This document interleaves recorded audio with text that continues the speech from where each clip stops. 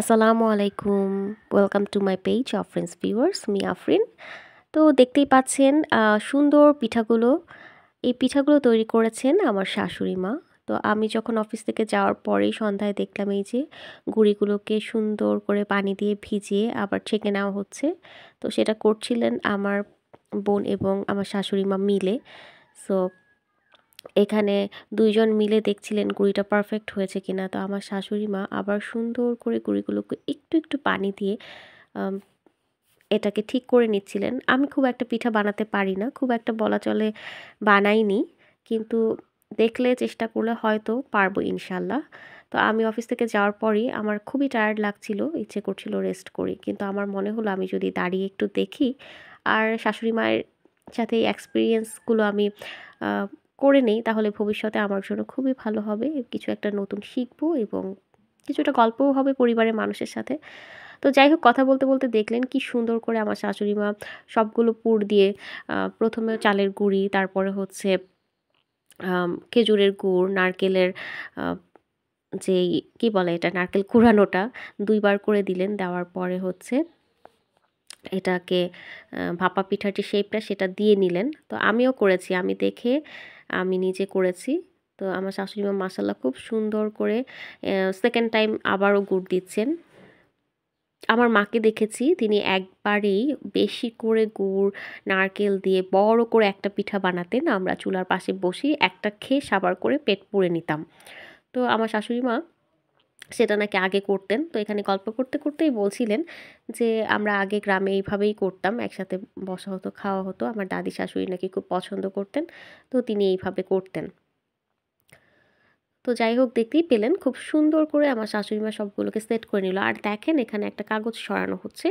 ওই স্টিলের ছোট পাত্রটাতে হচ্ছে নিচে একটা কাগজ দিয়ে নেওয়া হয়েছিল। এটা কী কারণে আমি আর জিজ্ঞেস করিনি। কারণ আমার মাকে আমি দেখিনি এরকম কাগজ নিয়ে করতে। আর আমার মা মাটির সরাতে করতেন। তো ২ ফ্যামিলির ২ রকম ভাবেই হয়। কিন্তু আমার শাশুড়ি মায়ের হাতের পিঠা মাশাআল্লাহ খুবই ভালো হয়। তো সবাই মাশাআল্লাহ বলতে ভুলবেন না কিন্তু। সে কারণেই তিনি মাঝে মাঝেই আমাদের পিঠা করে খাওয়ান। আর এবার তো গ্রাম থেকে গিয়ে পিঠা খাওয়ানো শুরু করে দিয়েছেন। যেহেতু শীত চলে গেল এবং তিনি বাসায় পিঠা বানাননি। এটা তার খুবই কষ্ট লাগছে। তাই মাঝে মাঝেই আমি যখন যাচ্ছি প্রতি সপ্তাহে তখনই আমার শাশুড়ি মা পিঠা তৈরি করছেন। তো মাশাআল্লাহ আমি হেল্প করছিলাম, বাটিগুলো এগিয়ে দিচ্ছিলাম, সাথে ভিডিও করছিলাম এবং এখানে বিভিন্ন কথা জিজ্ঞেস করছিলাম, বলছিলাম। আর আম্মুকে বলছিলাম ভিডিও করে রাখছি, ভবিষ্যতে এই ভিডিও দেখে আমি নিজেও তৈরি করতে পারবো। তো বিষয়টা আসলে সত্যিই এরকম, ভুলে গেলে এই ধরনের টিপস অ্যান্ড ট্রিক্সগুলো দেখে চেষ্টা করব। যেহেতু আমি পিঠা বানানোতে এক্সপার্ট না বা বানাইওনি কখনো বা একা হাতে কখনোই আমার মা ছাড়েননি আমাকে পিঠা বানানোর জন্য। আর এখানে আমার শাশুড়ি মা আছেন। তো সেই কারণেই আসলে এইভাবে একা হয়নি। তো কিছুটা সময় ভাপ দিয়ে রাখা হয়েছে পিঠাগুলোকে। সো আমরা প্রসেসিংটা দেখেছি এবং দেখছি। তো তারই মাঝে আমাদের যে খুনসুটি কথাবার্তাগুলো আমি আপনাদের কাছে ডেলিভার করছি। হয়তো ভালো লাগবে। কারো জীবনের সাথে আমার এই গল্পটাও মিলে যাবে। ১ম বার বিয়ে হয়ে আসার পর আপনারাও হয়তো এরকম দেখেছেন শাশুড়ি মার হাতের রান্না এবং শিখেছেন। আর এখন হয়তো অনেকেরই শাশুড়ি মা বেঁচে নেই। কিন্তু আপনারা তাদের ট্র্যাডিশনগুলোকে জীবিত রেখেছেন।